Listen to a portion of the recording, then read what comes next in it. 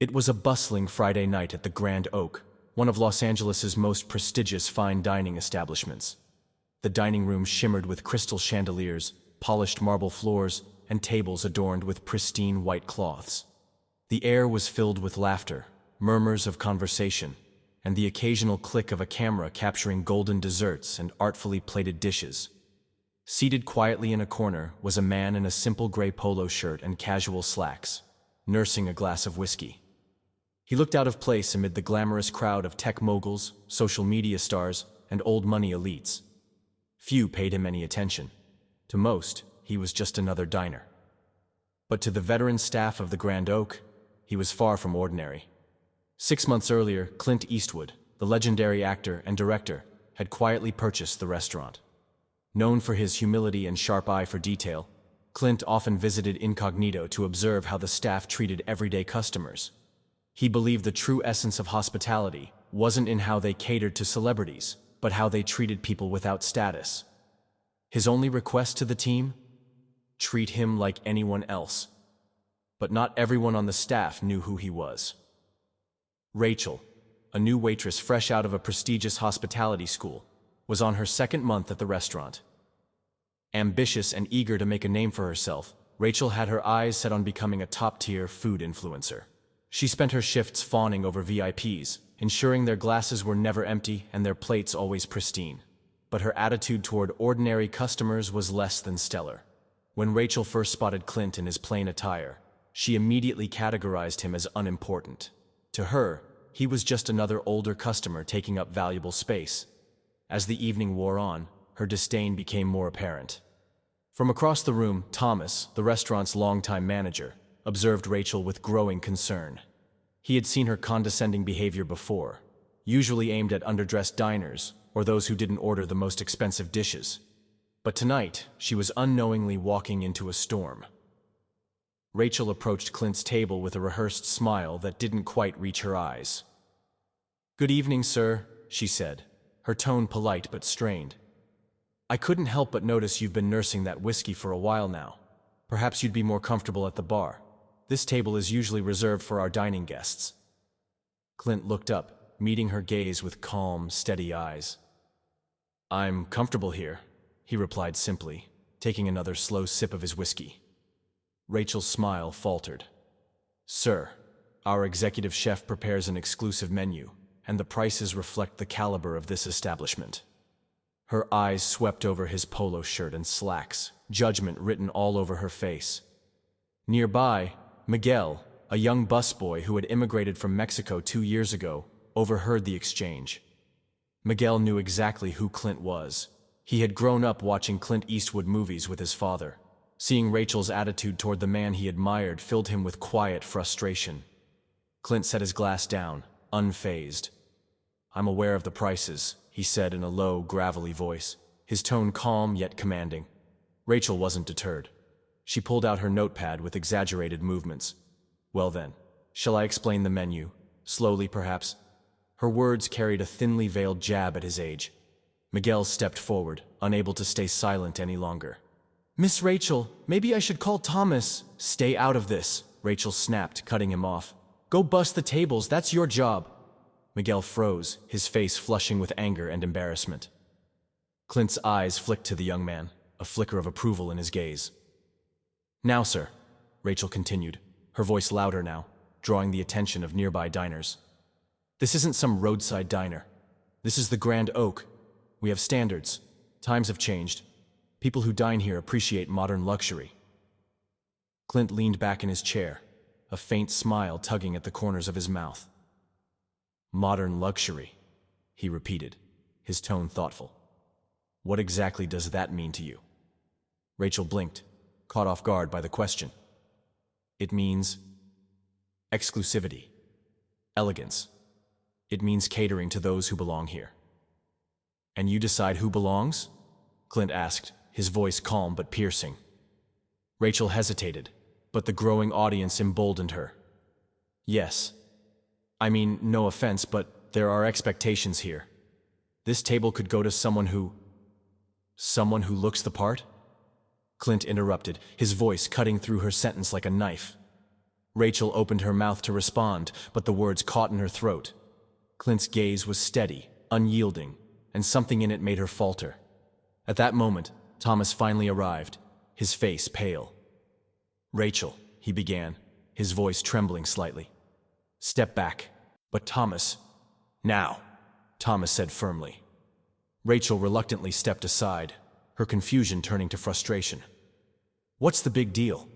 He's just some old guy who—" Thomas shot her a warning look, silencing her mid-sentence. Then, turning to Clint, he said, "Mr. Eastwood, I am so sorry for the misunderstanding." The room fell silent. Rachel's eyes widened, her face draining of color. "Mr. Eastwood?" she whispered. Clint stood, his imposing presence suddenly filling the room. "Let me tell you something about respect," he said, his voice carrying the weight of decades of experience. "It's not about fancy clothes or expensive menus. It's about how you treat people, no matter who they are."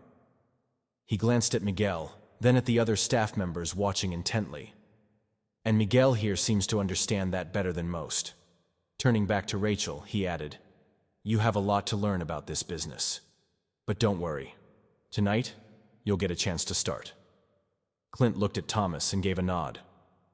"Let's talk in the office later."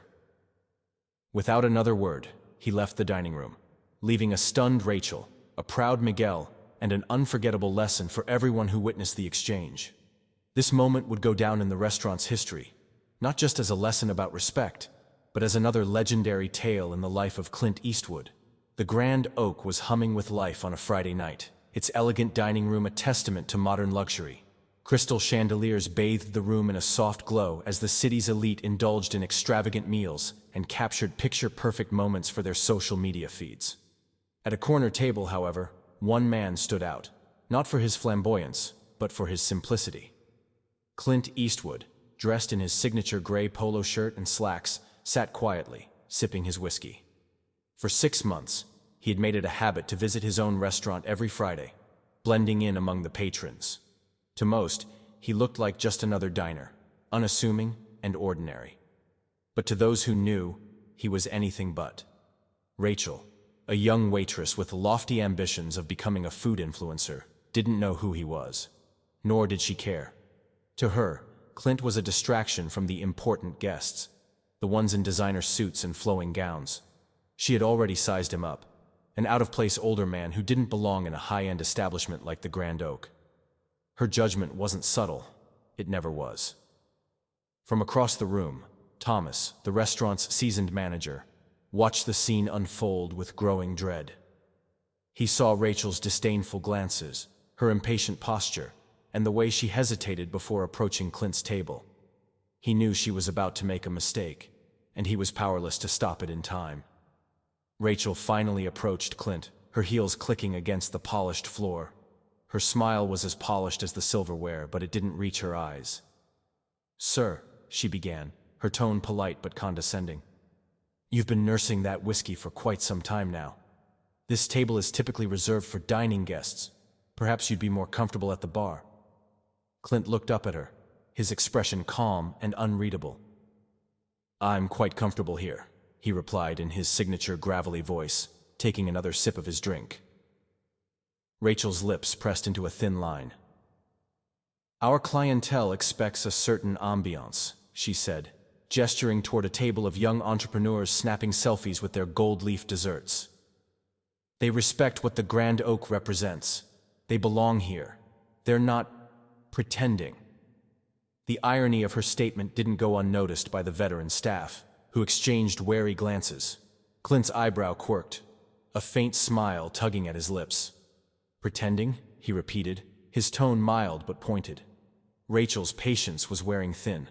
"Listen," she snapped, her voice rising just enough to draw the attention of nearby diners.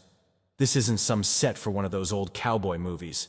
This is a prestigious establishment, and frankly, you don't belong here." The words hung in the air like a thunderclap. Thomas froze mid-step, his face pale. Miguel, a young busboy clearing a nearby table, dropped his tub with a loud crash. Diners gasped. The restaurant fell silent, every eye now on the exchange. Clint didn't flinch. Instead, he calmly reached into his pocket, pulled out his phone, and dialed a number. "Jerry," he said, his voice steady, "bring me the ownership papers. And the renovation plans. Yes, now." He ended the call, set his phone down, and looked back at Rachel, whose confidence was visibly crumbling. "You see, Rachel," Clint began, his voice calm but commanding. "I've been coming here every Friday for the past 6 months, sitting at this same table, drinking this same whiskey. Do you know why?" Rachel's face drained of color as the realization began to dawn on her. "Because 6 months ago," Clint continued, "I bought this restaurant." Gasps rippled through the room. "And I didn't buy it for the prestige," Clint said, his voice growing firmer. "I bought it because for 50 years, the Grand Oak stood for something real. It wasn't about appearances or exclusivity. It was about hospitality, the kind that treats every person with respect, no matter who they are or what they're wearing." At that moment, Jerry, the restaurant's accountant, arrived with a leather portfolio. He handed it to Clint with a respectful nod, barely concealing a smirk as he stepped back. Clint opened the portfolio, revealing the ownership documents, and placed them on the table in front of Rachel.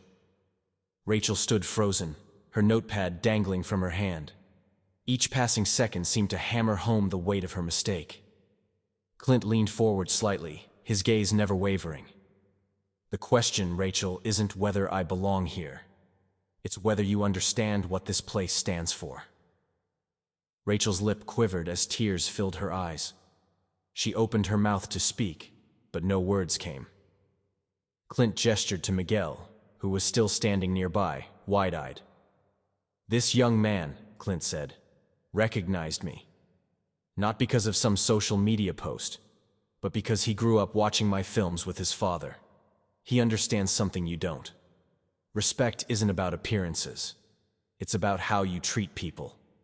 Turning to Miguel, Clint's voice softened. "Son, how would you like to train as a waiter? We could use someone like you, someone who understands what real service means." Miguel's eyes widened in disbelief. "Yes, sir," he said, his voice shaking with gratitude. "Thank you, sir." Clint nodded before turning back to Rachel. "As for you, Rachel, I could fire you right now. And maybe you deserve it. But that's not what this place is about." He gestured around the room. "This place is about second chances. So here's your choice. You can walk out that door and find another job where appearances matter more than values. Or you can stay, learn from Miguel and our veteran staff, and discover what real hospitality means. Your call." Rachel wiped her tears, her voice trembling. "I'd like to stay and learn, sir, if you'll let me." Clint gave her a small nod, his expression softening. "Good choice." Thomas stepped forward, his relief palpable. "Miguel, you'll lead her retraining," he said, placing a reassuring hand on the young man's shoulder. As the tension in the room began to dissolve, a slow clap erupted from the older couple seated nearby. It spread throughout the dining room until the entire restaurant was applauding, not for Clint Eastwood the celebrity, but for the lesson he had just taught. That night, the Grand Oak proved that true class isn't about luxury or exclusivity. It's about respect, dignity, and treating everyone like they matter. And if you ever visit the Grand Oak on a Friday night, you might spot a man in a simple polo shirt, sitting quietly in his usual corner, ensuring those old values live on. If this story resonated with you, hit that like button, subscribe, and share your own stories about respect in the comments below. See you in the next video.